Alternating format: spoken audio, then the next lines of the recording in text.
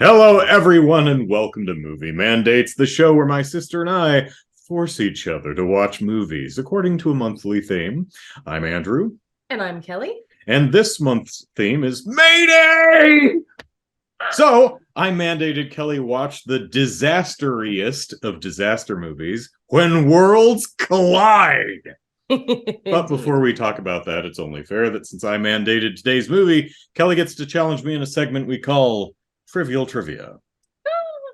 So, very exciting. So, in the wonderful disaster theme, I have thought of a few natural disasters, and my original inclination was just to say, tell me a movie that features this. Well, then I realized that so many natural disasters, it's just the title of the movie. That's just, there's a 1974 earthquake, there's two tornadoes, there's 3 avalanches. There's not a tsunami, but there is a tidal wave. So that's exciting. Yeah, earthquake and avalanche are both in the 70s. One of them is avalanche is 78. Yeah.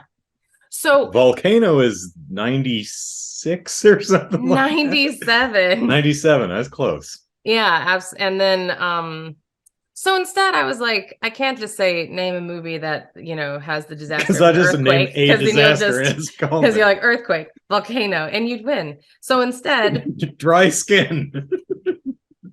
So instead, I'm going to ask you the same question, that you have to name a disaster movie based on the disaster I'm about to give you that can't be named after said disaster. Okay.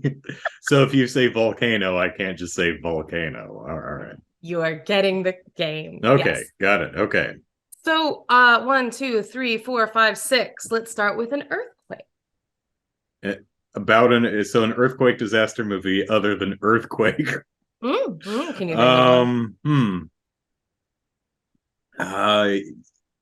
San Andreas. That's the one that I was thinking of. A tsunami. The Rock, right? Yeah. Yeah. A tsunami or a tidal wave. I can let you go with either.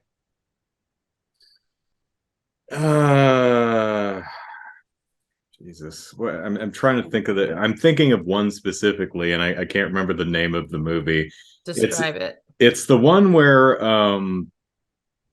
it's based on the tsunami that happened in, I forget where it happened, but is George Clooney in this movie? No. Oh, okay. I mean, Perfect Storm. I think is the one you were thinking of, but it's so there was I forget where it was. The Philippines, maybe Japan. I don't. I know remember which one you're thinking of. Naomi Watts is in it. Yes, and it's the impossible. Ewan McGregor. It's like Ewan McGregor. Right. It's like, hey, you remember that natural disaster that happened in this other country? Let's focus on some white people. It's like there's not enough drama. Put some white people in there because no one's gonna care otherwise. Oh my god, that's terrible. Well, I feel better now for not having seen it. No, I'm sure it's a good movie, but I'm like, I don't know. It has a great cast, I believe that someone was up for an Oscar, and I almost want to say it's the child who was up, but I cannot confirm nor deny this. But I feel like someone somewhere had something to do with, because that's my jam, baby. Yeah. Okay, so a tornado, Twister, a volcano, Dante's Peak. The other one that came out that year. The other one, those poor. Which I think volcano came first, right? I honestly don't know. I don't know the answer to that. I'm pretty sure they were within a year of each other, though. Oh man, yeah. All right, an avalanche. Other than avalanche, other than the 3 avalanches. Oh, there's 3 avalanche movies. There's a 4th, but the 4th is called Avalanche, not having to do with the natural disaster, just like the idea of all things happening at once. I mean, I can think of movies with avalanches in them probably, but I'm trying to think of a movie where the central focus is an avalanche. Is there an avalanche anywhere in Day After Tomorrow? Most of the disasters happened in that movie. So. You know what? There probably is. Because there's a moment where everything's covered in ice. One would have to imagine that there was somewhere it happened. a slippage, an ice oh, shift of some what sort. Is the what's his face? Hitchcock remade it and did it. It was like a terrible movie, and then he remade it, and it was worse. Do you remember which movie? Yes. It's not the man who knew too much. You did we've done a mini review on it. Yeah. But there's there's an avalanche in it. It doesn't really have much to do with the plot, but they're at a resort, and there's like they're out on the deck, and there's a controlled avalanche every once in a while. There's another movie where it's about a family.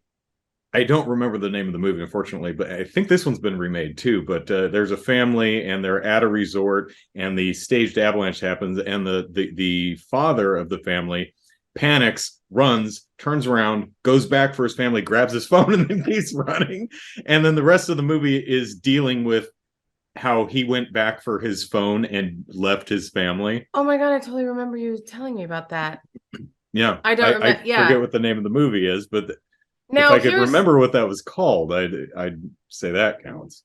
So I was thinking of Alive, but now that I'm in my head, that's not an avalanche. That's just a plane crash in the snow.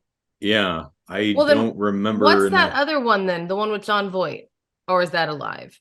What's the banjo playing one?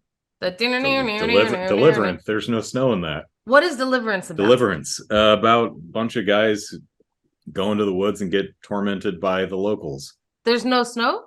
I don't think so. It's more of a southern swampy foresty area. Is John Voight in it? I think so, yeah. Is John Voight in Alive? I don't think so. I don't remember. I'm somehow putting these two movies together in my head, and I have no idea why. Okay, A Flood. And if you don't say the one I want you to say, I'm going to be very angry. Hard Rain. There you go. Okay. Which was originally called The Flood. And this was this week's Trivial Trivia. Deep impact, because the waters rush in and flood the coastal cities. So. Well, and I was thinking, I was like, there's like outside of Earth, kind of like, like meteor, like deep impact or something. I'm like, that could, but then it causes a tidal wave. So I was like, at a certain point, and then I was like, big old geyser, I'm trying to. I was trying to think of movies that are focused around the disaster rather than. I mean, because I could say Wes Craven's New Nightmare. There are earthquakes in that movie. In fact, the big ones that happened here in California in like '93, I think Wes Craven and the team actually did some B-roll of some actual earthquake damage. They're like, oh wow, hell. Yeah. So yeah, I like disaster movies. They're and I think The Rock should continue to go down that path. They're fantastic when he's in them. What's the big building one? Skyscraper. Is it Skyscraper? Okay. I wonder, is that like good influenced at all by Towering Inferno, or is it just big building with a fire in it? Yeah, it's a big building with a fire in it. No, it's not a Towering Inferno at all. Just a similar premise. Okay. Yeah, absolutely. All right. So let us talk about When Worlds Collide, a movie where worlds don't actually collide. I mean, one world collides with a star. Yes. But yes, so I think the first time I heard of this movie was in the opening song to Rocky Horror Picture Show. Oh, when worlds collide, said George Powell to his bride, I'm gonna give you some terrible thrills like a science fiction double feature. Right? I never even put that together. Dr. X will be. No, I know the song. Yeah. That's probably the first time I'd ever heard the title When Worlds Collide. So for me, because I didn't know of said film, I was just like, hey, look, lyrics. Oh, you didn't realize that was a movie lyric? Well, that's the thing. It's like when you watch Family Guy, you can enjoy it, and then you realize every single thing is actually a reference to something. Okay, I take that back. I must have heard of it before, because I was familiar at the time with the When Worlds Collide. I knew that was a 50s science fiction movie, though I'd never seen it. So I must have heard to it prior to that, because I know what the reference was. Hey, you've heard of Forbidden Planet, right? Yes, that one I got. Okay, so And that Tarantula, I got that one. All right.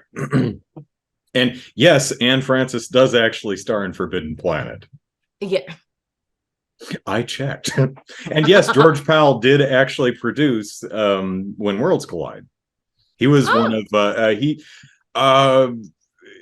he's I think he's probably better known for the Puppet Tunes stuff. Okay. But those animated with actual puppets things from the late 40s. You'd know it if you saw it. I was gonna say, I feel like I'm going to know what this is, but it's just not coming up. But he was also a super producer, like a Joel Silver, or Bruckheimer, or Spielberg, or Kennedy, or something like that. Big crowd pleasing. Powell, sci-fi epics of the early 50s, like Worlds Collide and other stuff that I didn't look up on IMDb before we started recording, so I don't remember. Yeah, one day I'll do some research. Yeah. Research is not what the show's about. No, we're just giving our gut reaction. You hear the title of When Worlds Collide, and you think, oh, okay, well, that tells me that one world, like probably Earth, and another world are going to smack into each other like a pair of billiard balls. Mm-hmm. Okay. That's not the premise of this film. No. It's actually more complicated than that. It's weird. So there is another world, and that world is, as they are wont to do, orbiting a star. Well, that star is making a beeline for our system, and that world is still orbiting that star. So we have a world and a star heading on a collision course towards Earth. Yes. So scientists who somehow don't notice this star heading our way until 8 months before it gets here. Yeah. Please continue. Which is one of the most unbelievable things of the movie, but who cares? All of the movies, all of something extraordinarily huge rams the Earth. They always have to lampshade it. It's like, well, space is big. There's a lot of it. We just didn't notice. Something that big, you can see with the naked eye. You would see it, Anyway, so they're like, oh, look at that. Well, we do the math with a slide rule. Oh, I know. She's got her pen and paper, and she's on her slide rule. I saw that, and then the measurement one, and she's like, and I'm like, you did that way too fast. You don't even know what that does. I'm like, the triangle ruler one that has the measurements on the different side, for scale. I'm like, that was too fast. You don't even know. But no, she's just that good. So they figure out, they're like, okay, so we've got this rogue star that's heading towards us and dragging its orbiting planet around. So what's going to happen is the planet's going to get here first, but it's going to miss us. Correct. But it's going to be close enough that its gravitational pull is just going to kill most things. It's going to cause earthquakes and floods and volcanoes to erupt, and that sucks. But what's going to suck even harder is about 3 weeks later. 2 weeks, 14 days. 14 days later. Yeah. The star that planet is orbiting is going to crash straight into the Earth. And we ain't surviving that. No. So the plan is to ride out the damage from the planet passing by, and then build a rocket ship, get off of Earth, and land on the planet. So we're going to try and move as many people as we can, 40, to the planet, and be on a new planet circling a new star. Right. They never get into the physics as to how is the sun in our system, how is that going to, I mean, they don't get into a lot. They don't get into a lot of things. You can end the sentence there. That's what you just said is as deep as it goes. Yeah, That really. is seriously it. There's not a lot of science. No, but what there is a lot of is apparently the sexiest man to ever man sexily, because I was dying. women are just stop what they're doing to stare at this guy. I You was can't hold a yelling. I conversation. was You yelling can't do at your him. job. And he doesn't seem to be like a sleaze or really even trying too hard. He's just kind of sitting on an airplane, and the stewardess is like, "Can I get you anything? Would you like to join me in the bathroom and so we Like, can bang?" I'm like, I mean, he's an okay looking dude, but jeez. yeah, well, I was yelling at him because when we were first introduced, he's landing like he has his own little private, you know, Yeah, it's not a crop plane, but he's a delivery man who it's a drives a tight fit in there. small uh plane, and he has this blonde bombshell female passenger who's sitting on his lap. Basically, there is zero room in this cockpit for Yeah. both of them. And she's looking straight at him, and he's looking back at her, and he's like talking with the tower, and he's like, "We want to come into land." And then they like kiss, and then he's like, "Yeah, I want." Never does he look forward. And I'm like yelling at him. I'm like, she's being just as inconsiderate. Like, he's being an arse because he's not doing his job, but she's not helping the matters by being like, "No, pay attention to my lips," instead of out the front of the plane. And I was like, and then he lands, and 2 days later, a woman is ready to give her marriage up. Yeah, so completely different woman. So the scientist's daughter, she's affianced to uh, Pony. some ear, nose, and throat doctor, and she takes one look at this guy and is like, "No, I don't want to marry this guy Exactly. anymore." Like, these are people who know that the end of the world is coming. And so her fiance's like, "We should get married right away." And she's like, "I There's don't this know. other We should. guy. My dad really wants us to wait." And I'm like, Does he? there is zero reason to wait any longer. Zero. Very, very, very Yeah, zero. world's ending in 8 months. Like, this is it. This is Yeah. it, y'all. And this guy is so unbelievably charming and attractive that even the fiance, he's like, I I get get it. I get it. He's like, "Hey, you know what? You're leaving me for him." Oh, well, I mean, I mean, I that was mad at sucks to first, be but me. It sucks to be me, but I mean, I'd leave you for him too. So I can't really blame you. yeah. Yeah. So the movie begins trouble. It had a troubling opening for me, in that it Is it the opened. two making out in his plane?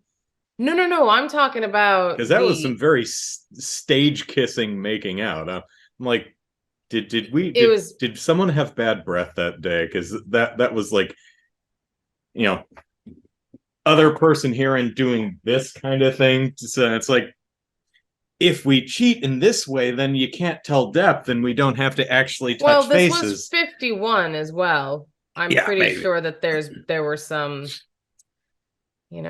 law. I don't know where.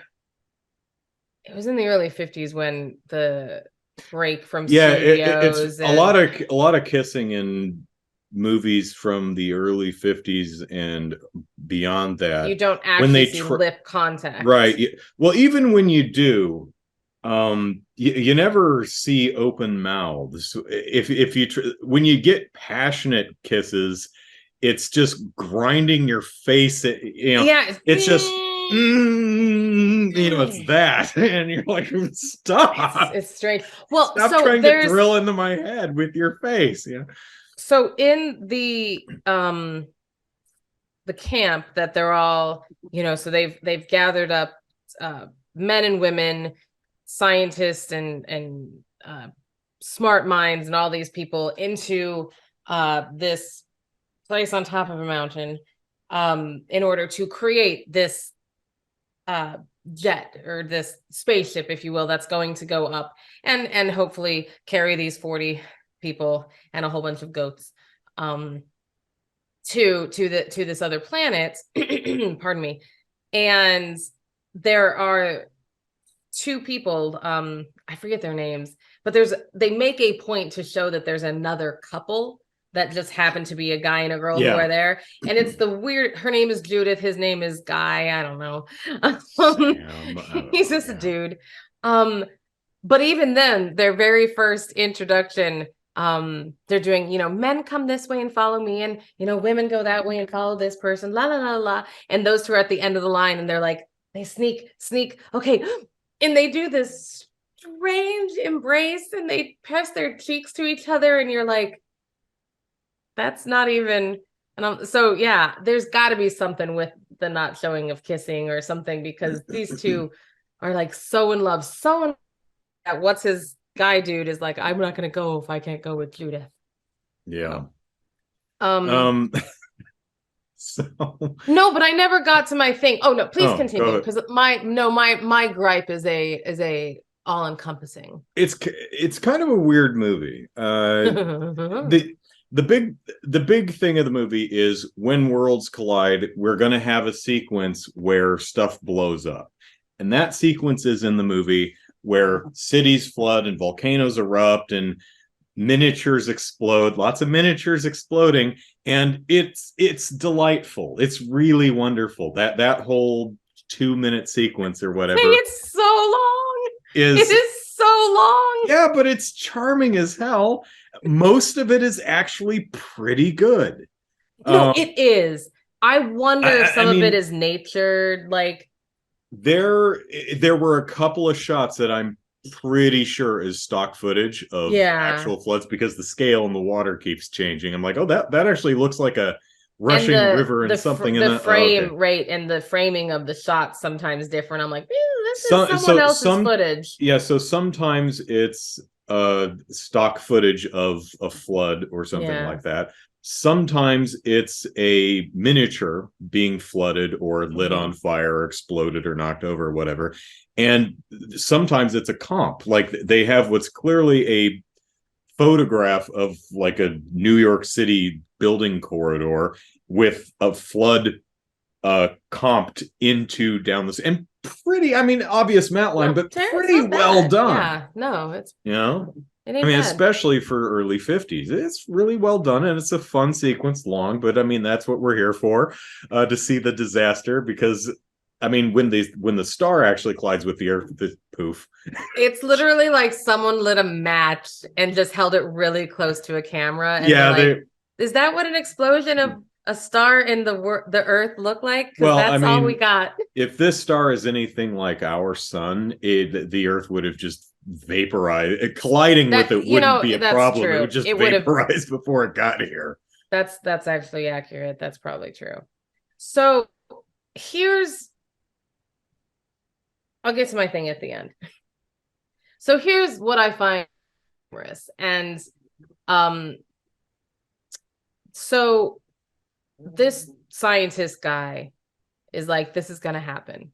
And what we're going to need to do is build this aircraft to take us out of our orbit and just propel us far enough into space that planet that narrowly missed us, the gravitational pull of that planet will then just pull us in, and we can safely crash on that planet and make a new thing. So we need money and funding and all of this so that we can build this, and we're going to have hundreds of people come and work on this, and then now we're going to have only 40 of you go, so there's going to be like a lottery. Right Yeah. And I was wondering how they were going to do it, and they got so close to doing it how you should, but like drama wise, in an actual execute, like if this, first off,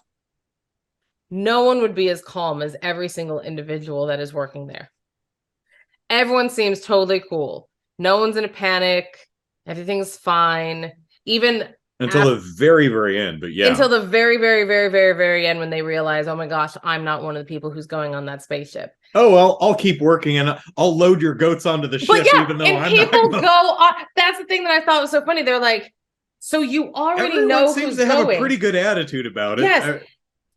I don't But know. I was I don't noticing know that that I too. would. Because at the very end, they're like, all right, this is time. It is the time. And like people know like 2 days before. And I'm like, first off, terrible idea because they're all gonna everyone's gonna die They anyway. do wait until pretty late to post the raffle results. They do, but they still do it. They do it poorly, and I'll get to how they could have fixed it.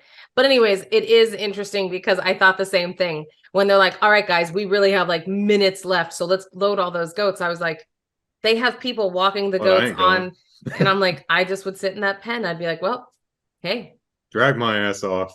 Yeah, like what make me. Yeah, at that point you'd never be able you'd just have everyone hanging onto the ship and it would never leave. Absolutely. So here's how you would actually accomplish this, and it's terrible. But it would be American Idol style. So here's how they do it in the movie is they have 2 boxes of buttons with numbers on them. Everyone, there's men pick from this box. Some kind, yeah. Yeah, or whatever it is. Men pick this box, women pick this box, and then the numbers are going to get posted that have been picked. And then there will be a time that you're called, and then you will go and just walk onto the ship and then try to make it on this other planet, right? Right. Also, if you're reading the posted things, don't do this. I got in. I have the magic hold button. It right here and run. No, dumbass, you're gonna get killed. I'm like, well, he did. Yeah, no, it was. So what they should have done is posted like 4 different lists with numbers and been like, all of these numbers go into room number 1, all of these numbers go into room number 2, all these number 3. God. And then you just lock 3 of the 4 doors. And you're like, go, run, run before they break the door down. Yeah. I mean, it's like, well, that's really mean. What if they run out of food? They're gonna die in anyway. And that's the thing. Yeah. They are going to die in moments. And here's the part of the movie that boggled my mind. Still not the part that I'm going to talk about because I'm going to talk about so many others.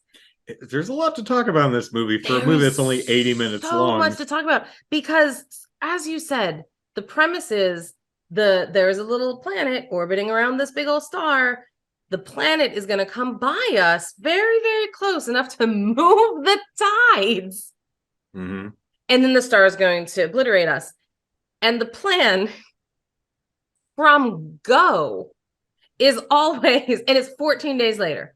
And the plan from go is always on that 14th day is when we leave. So and I'm like, we leave right before the star hits us. And I'm like, why aren't we leaving? Why aren't we leaving when the planet has come so close to change our tides? The planet is not going to hit its own star. It's orbiting. Yeah. So when the planet comes so close, that's because then they have all this set up and they're just sitting there in an open room, not under desks or anything that we have learned in any of our disaster classes of like get in the doorway and they're looking at a clock knowing that at like 1 p.m. is when the planet is going to come so close that it like hits our orbit and screws up our what time zone though. But like they're watching it and I'm like you all could literally die right now. That could have wiped out populations. And he says it at the beginning of the movie that just that will wipe out parts of the earth. Mostly they say most of the coastal cities. Yes. Such. And then he's like 14 days later, we're all dead anyway. Yeah.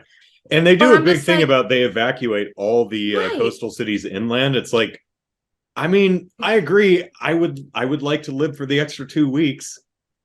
Reminds me of Tremors. It's like, so what if we make it to the rocks? We'll be dead in 3 days anyway. Well, I want to live for the 3 days. Yeah. But it's just, why didn't they?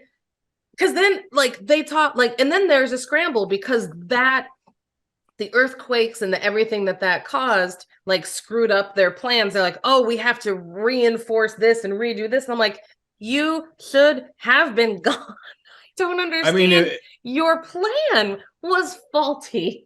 I think it would have been better. It's like Now, the first planet affecting our tides and stuff and causing earthquakes and stuff, all of that drama on our Earth is probably happening on that new planet. So all the shaky shenanigans probably happened in both areas. The shaky shenanigans. But I would think that it that it would be better to go launch off of Earth, go towards the planet and intercept it on its way, and then land and try to ride it out rather than ride it out and then try to, because if that whole ski sled thing had broken, you're done. Exactly. And that's why I was like, they took such a chance. And there were things that did. Yeah, I think if they had said, we're planning on leaving before the plan, and just like, we didn't have the manpower, we're behind schedule. That's the thing. We're gonna have to hope that we're gonna have to patch that the chute, the flume, the whatever, the ramp. Oh my gosh, I was dying. So when I kind of love their idea. Instead of blasting straight up, they like start the rocket at the top of the hill, and they're just they built like a little roller coaster in a valley that goes down into a valley and then up. So they're gonna roll the ship down. And then once they hit the valley, they're going to turn on the thrusters and use the extra momentum to help them save a little fuel on the way up. Yeah, which I love. And I just think to myself, which is fun. It was fun. I'm like, oh, so we haven't been to space yet. Like, yeah, this was in 51. Well, yeah, this was 20 years before we'd land on the moon, and 10 years before, well, almost 10 years before we actually put like satellites, a person in somewhere. Yeah, yeah, 10 years before we got people just up there. But yeah, so you can see it because the rocket ship is mostly an airplane. It's not actually a rocket ship because we hadn't designed them yet. But I love the idea. It's stupid, but it's kind of funny. So they have what looks like a regular jumbo jet with thrusters out the ass end. So they're flying towards this planet, and they get into the atmosphere of the new planet. And their plan, actually, in the first place, is okay.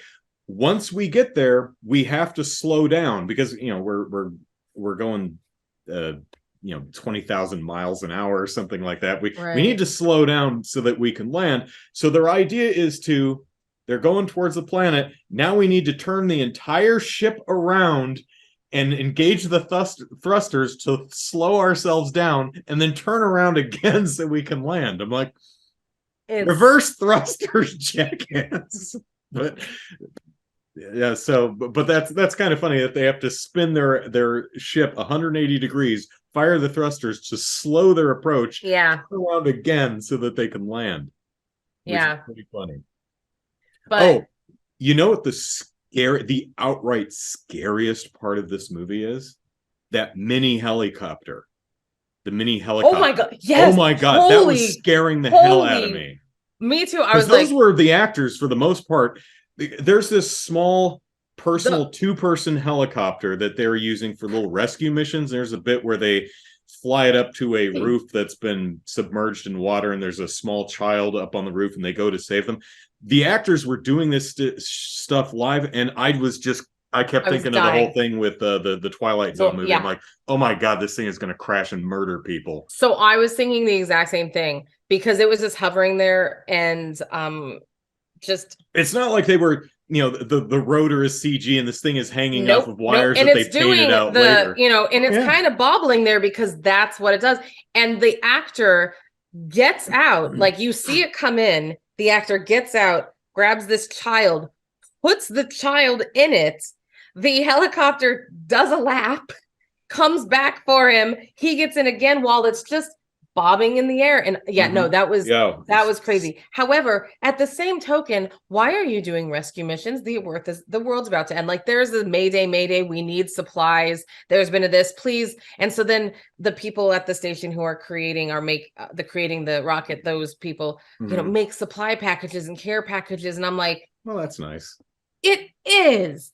Work on the rocket that could possibly save you, because maybe they had the extra manpower. I don't know. We've got some extra stuff. We can't take it all with us. By the way, that little boy on the roof, they're like, we're gonna take him with us. It's only 40 extra pounds, so we'll have and to the dog he found. And then this little child finds a dog. They weigh him and they're like, it's just a couple of chickens. And I'm I like, think they bitch, throw you out a need few those chickens. chickens. We're not going to eat the dog, I don't think. I'm like, it's terrible. You know I'm stuffing Olivia in my shirt. But it's not just like, oh my God. It was crazy. So much crazy. The best line of the entire movie, though, comes at the very, very, very, very end. So they do land on the new planet. So let's talk about the landing on the planet. As they enter the atmosphere and they're trying to slow down and land, the entire planet is covered in ice. It is a tundra. Yeah, it looks like they landed right in Antarctica. Exactly. I'm like, oh, well, you're all dead. And I'm like, well, that's so much for that. It was a good try. That was nice. But anyway, so they land, and somehow something that was never, they apparently decided, you know what's going to make this excursion even better is if we all buy and wear the same burlap sack. I don't know why they had uniforms. Why did they all of a sudden? And they haven't. It's not like they're spacesuits or anything. They're just not. They're just big brown jumpsuits that all of a sudden just the people who are leaving, they've never been worn before. There was no. This isn't like a real cult. The comet actually is coming, guys. So anyways, so they all are wearing the same burlap jumpsuit, and our Randall character is like, well, let's go outside and let's go see what we can see. And one of the scientists on the ship says, we need to test the atmosphere first. And he goes, what's the point? Where else are we gonna go? Yeah, it's either breathable or it's not. If it's not breathable, then we die in here. Then we're dying. Then we're dead. Like, it's over. Like, where else are we gonna go? And I was like, that is the most. That's the best. But we've got a bunch of chickens back there. We could last for a couple of weeks at least. I like the bit where one of the things they're doing to prep for the new world is taking a lot of information, important information like on agriculture and medicine and stuff. And putting it on microfiche. At first I thought they were photocopying. I'm like, just take the damn book. Why are you making photocopies? Just take the book. It's already bound. You don't have to staple or pay. But then I'm thinking, oh, it's either microfiche or they're like scanning it to some at the time futuristic data storage medium. So they I was thinking microfiche. Exactly. But this, now that you've segued so perfectly, brother. Yeah, the segue was, hey, this other thing that happened in the movie. Remember this other thing? So I thought after it was over, I assumed that it was written by L. Ron Hubbard. It was not. Oh, no. Yeah. But it was such a Christian propaganda film that was awkward and like so much. Every time that God was always on their side, everything, God's on our side. Why do I believe it'll happen? Because God's on our side. And it was throughout the movie. And then and you think back, the movie opened, the very, very, very, very beginning of the movie were the Bible verses about Noah's Ark and about about that. And then it closes on the verses of, and now they have found the new frontier and life will begin. And this is the new meow, meow, meow. I have not read it. I don't know those passages. And of course, the Holy Bible was like the first book that they showed that they were doing of the microfishing and stuff. It was, and then microfishing.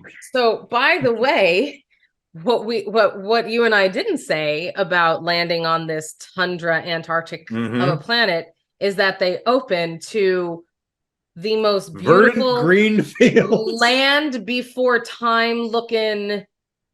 No dinosaurs, but do you remember at the end of Land Before Time, like that green? It's the pasture. What is that called? The something valley. The leafy valley. It is the green valley. Yeah. It is the green valley, but that's what it looks like with some random monolithic things in the background. But like, that was a artificial structure over there on the left. They ain't alone. Yeah, I'm like, oh boy, there's a lot going on. Also, But easily the worst map painting in the movie. Looks like a damn cartoon. Looks like they stepped into like the Mary Poppins. I thought, I was like, did we just start animating it? Yeah, they were clearly not done. They must have run out of time or something, and just like, hey, I need that map painting for the last shot. Oh, I'm not done yet. I still need like a week. Yeah, Nope. I haven't put detail on anything. It's still Yeah, it's kind just of an flat colors. impressionistic. Yeah. It's very flat. There's no depth. It was off. And then, but yeah, so that was, and then they walk into the sunset and the Bible verses come up, and I'm just like, wow. But, and that's why I was like, was this written by? I'm really surprised. I'm not sure how I feel about the fact that there is clearly a civilization already there. Now they're probably a bit crippled from our planets passing each other so close, but Sure. I was kind of surprised that not a single one of them are like, that's clearly not a natural structure. So yeah, we're not alone. the writer of When Worlds Collide, whose name I looked up but didn't write down, but then immediately forgot. Yeah. So there's that. I saw the name in the credits. And I was like, so he wrote it like 10 years prior. It was earlier. At least I think it's the like 30s. I think it is the 30s. You're absolutely right. He also wrote After There's Worlds a sequel Collide. novel, yeah. And Which, I'm like, if I'm not mistaken, where's that movie? I think they were trying. I think that's a movie they tried to do off and on over the years, and just for some reason it never got off the ground. I think another sci-fi. It was probably one of those things where a different sci-fi film. I don't think it was this one. I think this one did pretty well. But I think there was like another sci-fi film at the time that tanked, and they're like, we're pulling funding for Worlds Collide 2. Yeah. I like the premise. Like the premise is good. I was really like, I have a lot of things that I don't like about the movie, and a lot of like, oh my God, this is stupid, and oh my God, this is stupid, and oh my God, none of this is gonna work, and oh my God, he's not that good looking. Yeah, if I'm not mistaken, but just the idea was fine. I'm like, yep, they want to slingshot themselves to another planet. Awesome. Yep.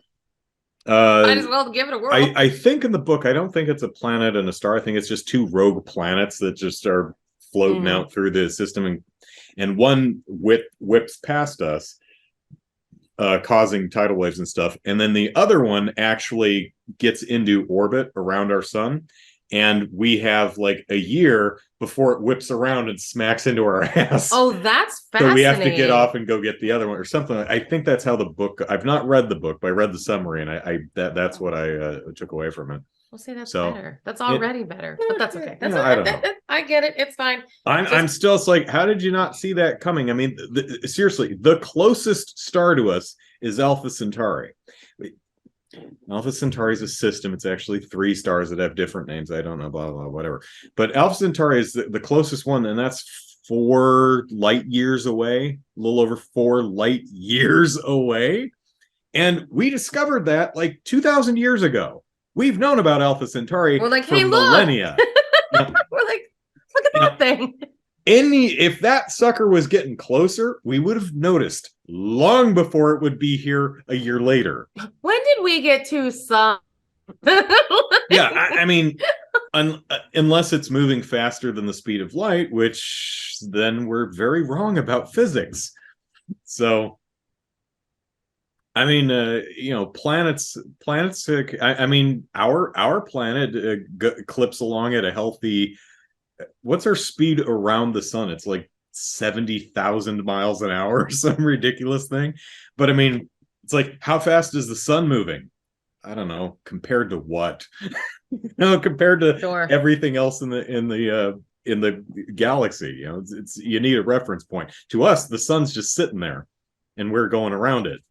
You need reference points. Yeah. So it's hard to say how much that's weird math when you start tracking how quickly stars and stuff are moving around. But that's. But I think the speed of light is like 700 million miles an hour or something like that. And if I'm remembering correctly, it's been a while since I've looked at any of this stuff. I think like stars and stuff aren't, generally speaking, not even going 1 million miles an hour. So they're not going they're not going near that damn fast.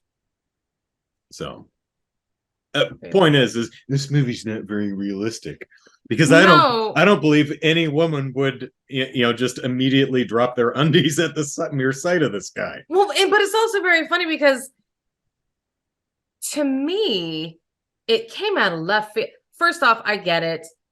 Those kind of relationships in movies, especially like this was in 51, women don't have anything else to do than fall in love because later in the movie, so he spurns her advances and she literally cannot function.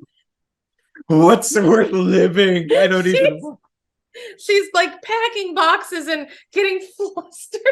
And she's like, oh, I'm sorry. I don't even know what I'm doing anymore. And she's just so flustered. And I'm like, because a guy is trying to be noble, like to this blonde boy's credit, Randall, he's actually, women fall into his lap and he's kind of a good guy. Yeah, I mean, like, he doesn't seem to take it. Like he doesn't take advantage of the airline stewardess lady who's clearly trying to drag him in the back. And he even pushes little Rosie Susan, he's like, no, you're with Tony and argue this. Yeah. And it's literally her fiance that has to push him into it. Yeah, truly. The fiance's like, dude. It's like, dude, you should be banging my fiance. What's wrong with you?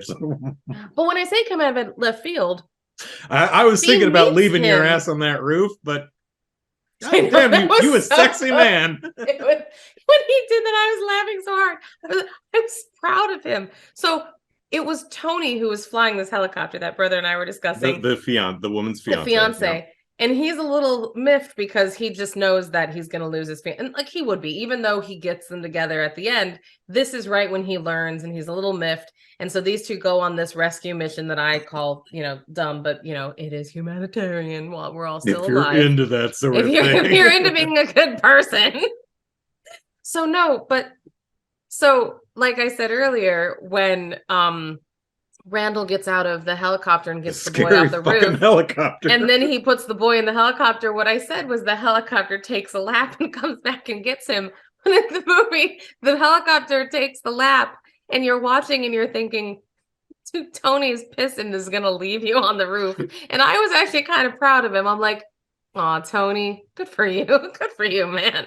And then he comes back for him and he's like, I thought you were going to leave me. And he goes, yeah, I gave it a thought. And the kid would have told on me. Yeah, I mean, you're not going, but it was very funny. That was a very human moment. I thought that was pretty funny. I was kind of weird about some of the early plotting of the film because the film starts out with our guy smooching the girl in his airplane, and he's requested as a courier by the scientists are like, what are we seeing? Oh my gosh, we need to get this information here, and we need a special known courier guy. We need to double check our math, right? And we need this courier. But we don't want this very to leak. Discreet, right? So we'll pay this.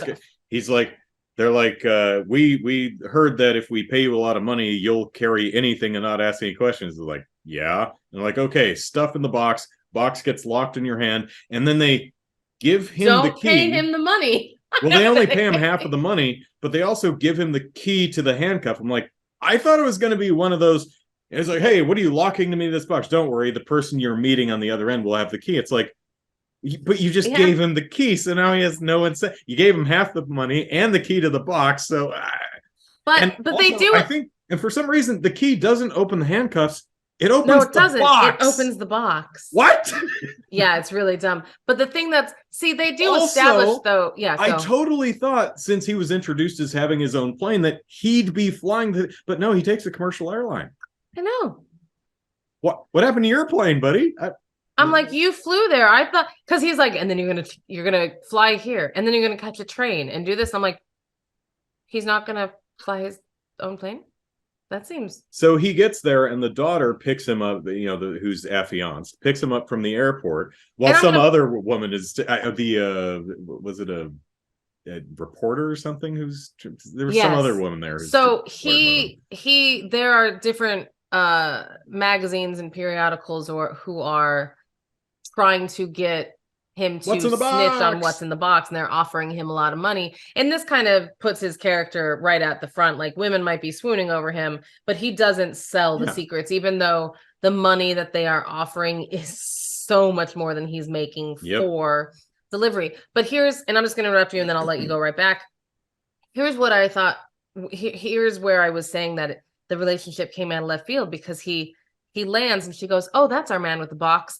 And nowhere in their first interaction does she even have anything that I was at first like, "Oh, good."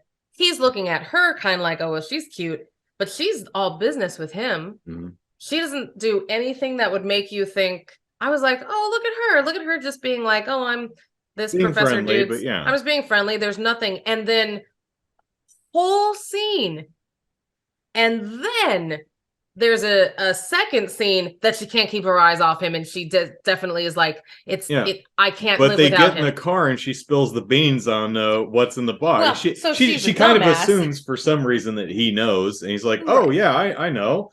I just want to make sure that you know." So you tell me what you know, and I'll tell you that, yeah, that's the thing we know. I'm gonna double check that we're on the same page. So he finds out what's going on before he should, and this does not matter to the plot at all, so I'm not really sure why they brought it up. Because he gets, I mean, I guess it gets him into the room, because otherwise, why would he be there? So I think that's what it is. I'll change my mind, because otherwise they would have kicked his ass out of the room. They're Yeah, like, "Oh no, he already knows." It's like, he does? Well, I won't question that. Yeah, he already knows. So yeah. I And wonder if then they ever he paid him. stays. Well, and so I think that what you were I think that what you were mentioning about how it has a rocky start is the timing makes no sense, because Randall lands, gets the parcel and these maps, and they look at the thing and they're like, "Oh, the math is correct." And then, if I remember the order of things correctly, they go to the United Nations. They have a whole United Nations meeting about the professor guy being like, "Hey, we need to be on this together. The Earth is going to die." And basically the United Nations are just like, there's a doomsday guy who comes in here every, so often. Every year he says the same thing. thing. You're just the next in the line of many of these type of people, which, to be fair, makes sense. I was like, okay, I understand that. He seems a little bit less just a doomsday guy, and a little bit more like, by the way, here's the science, not just like conspiracy I read in this book. But this aside, I'm getting beside the point. And then they go out and he finds a few politicians who are like, "Hey, I think it'd be fun to make a spaceship. I'll give you money." Ha ha ha ha ha. He gets a couple investors, yeah. He gets investors, and then he goes back, and Randall. You're still frozen. Around. And he tells his daughter, he's like, "We're gonna need to." Am I back? Hi. Am I back? Yep. Am I here? Yep. Okay.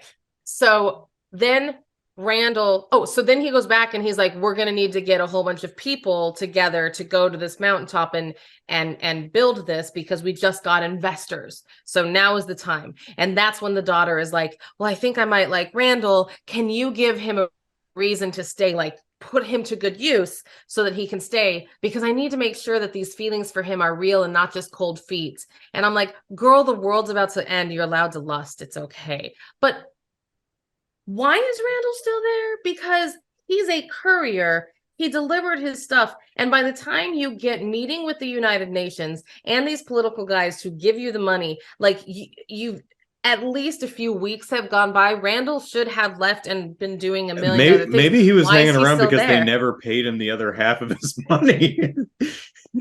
Maybe because he's a sexy man, and they just could not bear to part with him, I guess. I don't know why he's there either. I was like, how long? Nice guy has gone he can by? move stuff. Yeah. It's kind of weird. It was a clunky, and I wonder if that was where you were going with that, like, clunky. Some of it, yeah, but it's weird that it's like, okay, we've got a crew of about 600 people building this rocket, and all of them know that only 40 of them are getting on. Again, they're all so pleasant. Everyone is pleasant except one. Until the very end, where they're like, you know what? Let's take all these guns and shoot everybody. The cantankerous guy in the wheelchair is just like, in my head, I'm like, dude, you were never gonna go on it. Like, why they were ever gonna say, yeah, like they just wanted your money. But no, again, no one's a backstabber. Even although I do love the fact that that guy just rolls him off the ship. He's like, okay, put me on the ship. Roll my wheelchair up the ramp. He's like, hey, you passed the ramp. It's like, yeah, you're not yes, going. I did, because you're not going. It's the future is for the young. But I mean, if they make it, but good for them. They do good for them, and they do good for them. So, all right. All in all, what'd you think? Oh, I did not like it at all. Yeah, it's blissfully short, and but the few scenes, the earthquake, volcanoes, and explosions and stuff, that 2.5-minute sequence, whatever it is, that was fun. That was adorable. It wasn't something like I wasn't offended. I wasn't like, because I mean, there have been movies. That was a face. I hope that's the thumbnail. There are movies that like boil my blood in hatred. This one, I'm just like, I'm just so disappointed. I was just hoping for more, and I was hoping for more disaster and less love. It was basically a love story with a disaster background. That was the focus for some reason. I don't know why. Yeah. And there's a lot of really interesting things you could do, like socioeconomic implications, the social implications of 600 people, but only 40 of them get to go, and the interpersonal dramas that, I mean, they do touch on occasional drama here, but all of it's like everyone's just really nice, and everything works out great. It's like, well, I mean, okay, but where's the drama? So yeah, is it worth watching? No. I mean, but is it worth listening to us talk about it for an hour? Oh yes, absolutely. So all right, but MAYday month continues. So mandate another movie. Okay, so I'm very excited. I almost thought you were going to mandate this movie, in fact, but you didn't, which is good. So for me, when we talked about MAYday and we talked about these movies, the first one that came to me was, of course, Earthquake, and the reason why is because of the 70s one. Yeah, because of the tram ride at Universal Studios.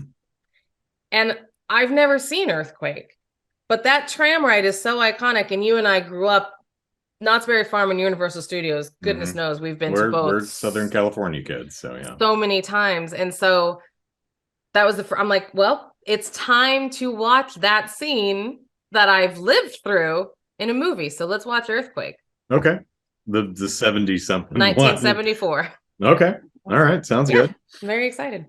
All right. Well, today's episode may have come to an end, and let me drag my script over to where I can see it. I know. I watched an old episode of us, and I'm like looking at the script and looking back down. I'm like, good for me. I'll memorize it one day. Yeah, and I didn't replace "Sing for Me" with "MAYday," so let me fix that. Okay, there we go. Now I can say today's episode may have come to an end, but MAYday month continues next time with Kelly's mandated movie, Earthquake. Yeah.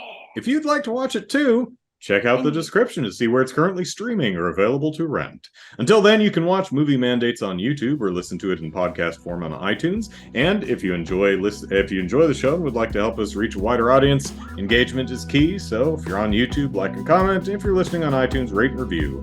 Much obliged. And with that, I'm Andrew. You can follow me on Twitter at Andrew Eisen. And I am Kelly, and I am at Get Isengard. We hope you've all enjoyed this episode of Movie Mandates, and we'll be back soon with another mandated movie. Bye, everyone!